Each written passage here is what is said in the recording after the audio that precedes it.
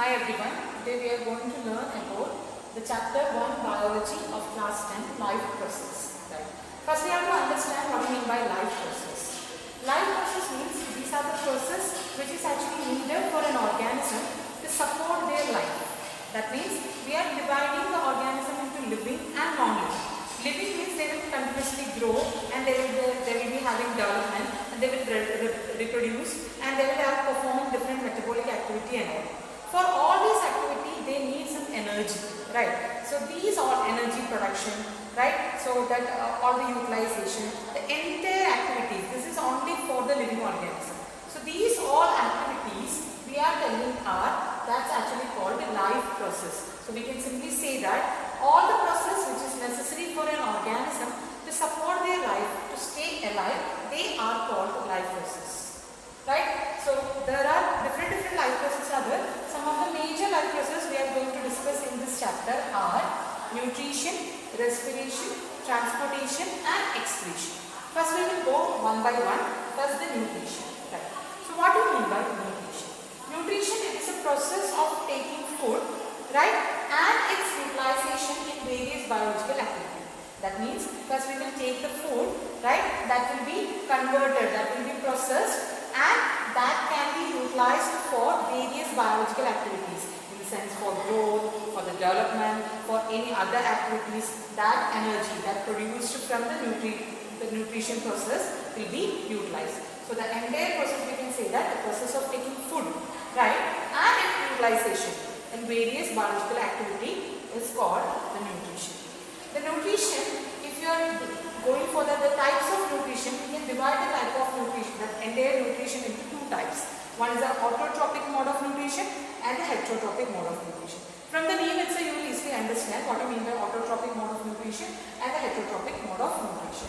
Autotrophic mode of nutrition means actually auto, which means self, right? Auto means self and trophic or trophos means actually the nourishment. So self-nourishment is called autotrophic mode of nutrition, right? So here we can say as a definition, these organisms, that means the autotrophs, can produce their own food, right? So they can prepare their own food, but by utilization of various inorganic material. It can be any other things, like it can be carbon dioxide, it can be water, it can be any chemical substance. So simply we can say that autotrophic mode of nutrition means it is a self-nourishment, right? So actually here the organism is capable of producing their own food, right? So that's actually called the autotrophs or autotrophic mode of nutrition. Here, if you are going in detail of this, autotrophic nutrition also can be divided into two types. We can divide them into photoautotrophs and chemoautotrophs. What do you mean by this? Photo, which means light, right? So autotrophs also, we already told that they are self-nourishing organisms. So these are by utilizing sunlight, the energy of sunlight, they can prepare their own food. They are called the organism.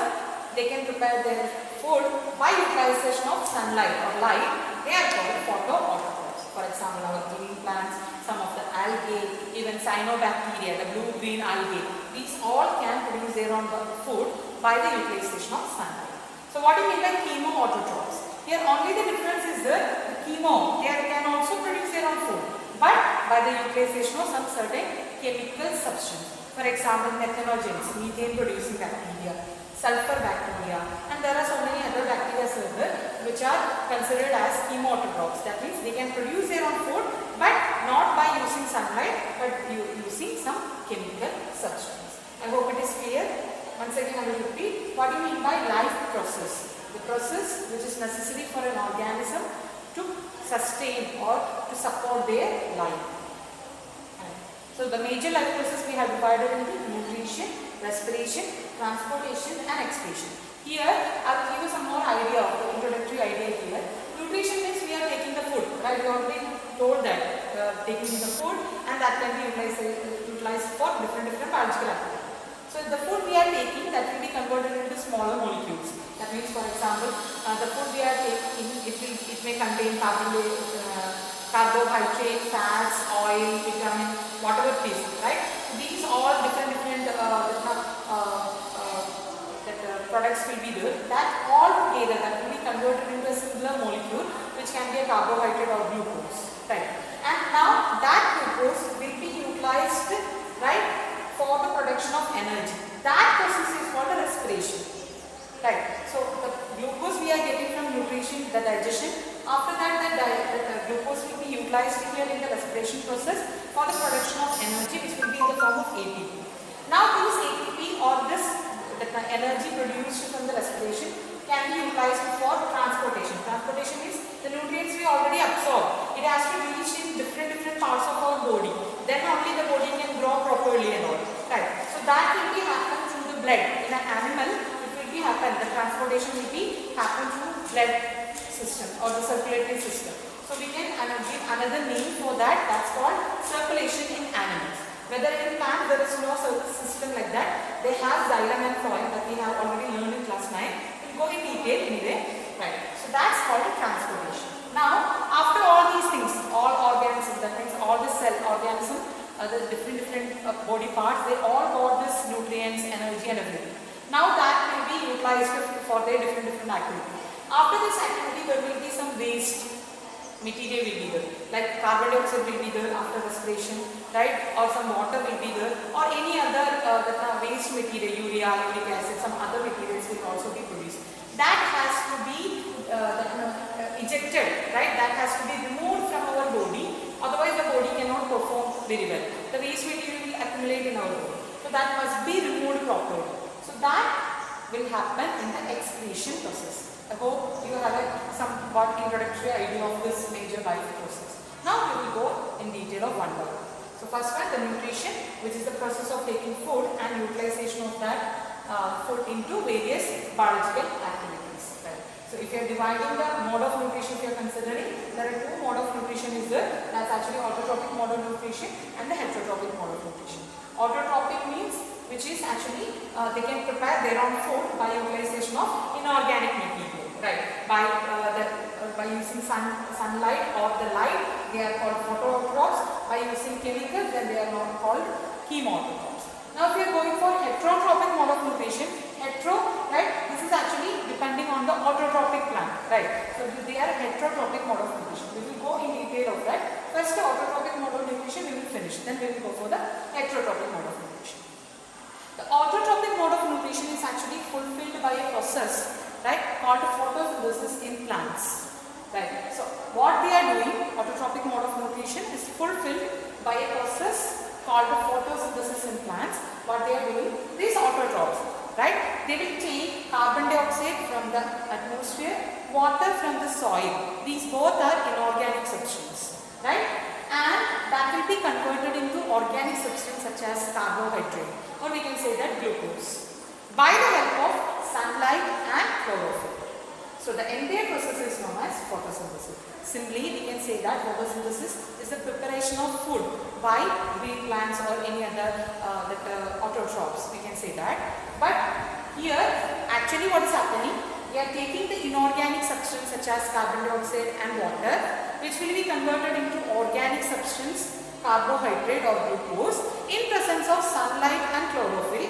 Then the process is known as photosynthesis. If you are going for the equation, that means from the atmosphere they will take carbon dioxide, from the soil they will take water, and in presence of sunlight. Sunlight will be there as energy, right? So we are giving energy here. That's an endothermic process, right? So here, if you are taking that, what is the site of photosynthesis? The site of photosynthesis is actually the leaves, right, in which chloroplast is present, the cell organelle. Inside the chloroplast, there is a green pigment which is called chlorophyll, right? So what is the role of this chlorophyll? This chlorophyll have the capacity to absorb sunlight. So this will absorb the sunlight, the energy, right? Now this process will be catalyzed by sunlight and chlorophyll, right? So here the carbon dioxide, water is there, in presence of sunlight and chlorophyll, this will be converted into glucose, C6H12O6, which is a carbohydrate, and after this process there will be elimination of oxygen, right? So that oxygen can be utilized for the respiration process. That's another thing. So this is the main equation you are seeing in your textbook and all. Here you can see that after that water is also producing, right? So by we can reduce this equation also. Here 12 carbon water is there, so you can cut it here. So it will become 6H2O. So you can rewrite this equation like this: C6CO2 plus 6H2O gives sunlight and all, that's C6H12O6 plus 6O2. This is the reduced form of the equation. Actual equation is this one. While we are getting 12 is there is also 6, so it will cancel each other. Right. So this is the process. So once again we can say that photosynthesis, right? So photo is the phenomenon. The autotropic mode of nutrition is fulfilled by a process called the photosynthesis. It's actually what is happening. The inorganic molecules such as carbon dioxide, water will be converted into carbohydrate or glucose in presence of chlorophyll and sunlight. That phenomena is called, that process is called photosynthesis. Right. Now, what is the site of photosynthesis if we are discussing? The site of photosynthesis is the chloroplast inside a leaf in which the chlorophyll is present. Right. And what are the raw material for that photosynthesis? What are the things we needed? We need sunlight, we need carbon dioxide, we need water and chlorophyll. Then only the photosynthesis process will be there. Right. So that means carbon dioxide and water we will take from that atmosphere or the environment itself. Right. Then chlorophyll will absorb sunlight, the entire chemical reaction will go into. Right. So if we are discussing the events of photosynthesis, what are the main events? We can divide into four different steps, the event one by one. First step is that, chlorophyll will absorb sunlight, right? Or we can say that the absorption of light energy by chlorophyll. That's the first step, right? In the second step, that light energy will be converted into a chemical energy, right? And the third step, there will be the splitting of water. This water molecule will split into hydrogen and oxygen, right? And last step, this carbon dioxide will be reduced, the oxygen present, right? So will be reduced, right, into carbohydrate or glucose. So these are the four different events of photosynthesis. What will happen first? First, the chlorophyll will absorb the sunlight, the light energy.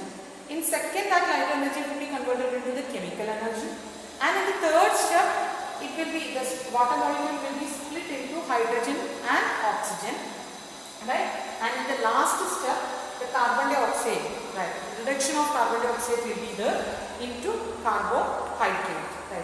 So what do you mean by reduction? Reduction, either addition of hydrogen or removal of oxygen.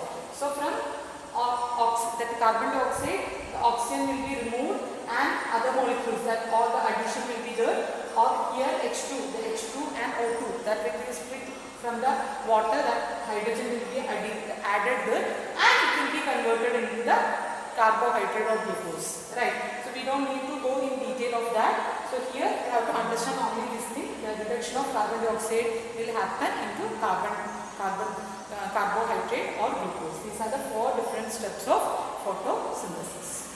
I hope it is clear. Here comes a major important question. From where the oxygen, after the photosynthesis we know that the oxygen production is, from where this oxygen is produced? It's not from carbon dioxide, it's actually coming from the water. This is a very important question mostly asking, right? After the photosynthesis, the oxygen is producing. From where is that oxygen is produced? Is it from carbon dioxide or is it from water? So that water oxygen is coming from the splitting of water, right? By the splitting of water, the oxygen molecule is producing. That also you have to remember. This is the autotropic mode of nutrition, the process of photosynthesis we have discussed. Right. Now one more thing you have to understand here. Right. So this chlorophyll will be present inside the chloroplast. That's the right. Water will be taken by the roots. Now the carbon dioxide that has to be taken inside. Right. How this will happen? So here if we are checking a leaf, this is the surface of a leaf, and there will be epidermal surface will be there. That we have already learned in class 9. There will be surface, upper epidermis and lower epidermis will be there, which is a continuous layer, right? Only small pores will be present in the epidermal area, that called the stomatal pores. The opening, the pores, the tiny pores which is present in the surface of the leaves, lower or upper epidermis, right? That pores are called the stomata, the tiny pores, which is only the opening you can see there, right? Which is the actual, the function is that this is the site of gaseous exchange, through which the carbon dioxide or any other gases we are taking in and the oxygen will go out. So this is the site of gaseous exchange, and also this is the site for transpiration. What do you mean by transpiration here? Transpiration, Here actually we are meaning that the evaporation of water molecule, right? So that's by the sunlight from the leaves, that's called the transpiration. So stomata will act as the site of gaseous exchange and also the site of transpiration. So through this stomatal pore, we are actually absorbing the carbon dioxide inside that can be utilized for the photosynthesis purpose. And after the photosynthesis, the oxygen we produce here, that will also lead to the stomatal opening. Right. So if you are going through the structure of stomata, I will draw here, just look at here. So this is the stomatal pore, you can see that.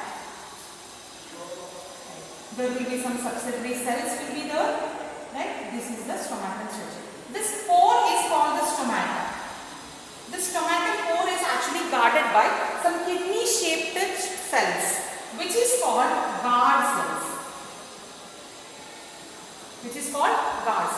So what do you mean by stomata? Stomata is a tiny pores which is present in the surface of the leaves, and this is the what is the function of that? This is the site of gaseous exchange and also for the transpiration. What do you mean by transpiration? The evaporation of water through the pores by the sunlight. Right. So here you can see that these tiny pores are guarded by or protected or surrounded by a special kidney-shaped cells which is called the guard cell. Right. So how this pores will open and close? Mostly during the daytime this pores will open, stomatal pores will open. In the night time this will be closed. Why? Because most of the photosynthesis will take place in the daytime itself. Right. So because sunlight is a must for photosynthesis. Sunlight available, then only the photosynthesis can carry out. Right. So sunlight, whenever sunlight available, so the photosynthesis will take place. So the stomata will be mostly open at the daytime. Day or night time it will be mostly closed. There are some exceptions will be there that we will learn in the higher classes. Right. So how the opening and closing is happening? Here the opening and closing is actually happening because of the help of the guard cells. How? We will discuss. These are the some surrounding cells you can see here. So these all are the surrounding cells. These surrounding cells we are naming it as subsidiary cells. Right. So what will happen whenever it's actually the turgidity of the guard cell is actually controlling the opening and closing. What do you mean by turgidity? Actually the intake and the outflow of water, that's called that the phenomenon become that is called the turgidity. That's actually helping for the guard cells. How? The water intake, whenever there will be exosmosis and endosmosis, you have already learned in class 9, right? So from the subsidiary cell, if water is going inside to the guard cell, right? So according to the concentration gradient, right? What will happen? Endosmosis will be there. So water will go inside from a higher concentration to lower concentration. Water will move inside to the guard cell. The guard cell will become turgid. Turgid means swelling up, right? So an actual shape of guard cell we call that it is kidney shape. So it will become turgid, swelled, right? And it will become the kidney shape. Now you can see this pores, right? By the means of endosmosis, the water will move from the subsidiary cell into the guard cell. And the guard cell will become turgid or swell up, or it will coming into the actual shape, and the stomatal pores will be seen. Right. Now what will happen for the closing? Here now it is high concentration of water in here, and here the low concentration of water is here. So after that exchange and all, from here the water will move out to that subsidiary cells. So that means exosmosis will be there from higher concentration to low concentration. So water will move remove from the guard cell. What will happen? These guard cells will become shrink. Right. So it will become shrink. The kidney shape that will go on and it will become shrink. And you cannot see the opening. The pores will be closed there. So this is the mechanism of stomatal opening and close. So that's why the turgidity of the guard cells is actually controlling the opening and closing of stomata. What do you mean by turgidity? I told that the swelling, right? So the swelling is happening because of the water intake, right? And the outflow, right? We can say that endosmosis and exosmosis. You have already learned that what is the phenomenon of endosmosis and exosmosis in class 9. So I am not going to discuss that. If you are having any doubt, please let me know. I will explain in the next class. Right? So I hope it is clear how the exchange is happening. So this is all about the stomatal opening and closing, right? How the exchange of gases is done. Now in the next class we will discuss about heterotrophic mode of nutrition in detail. I hope it is clear. If you have any queries, please let let me know. Thank you.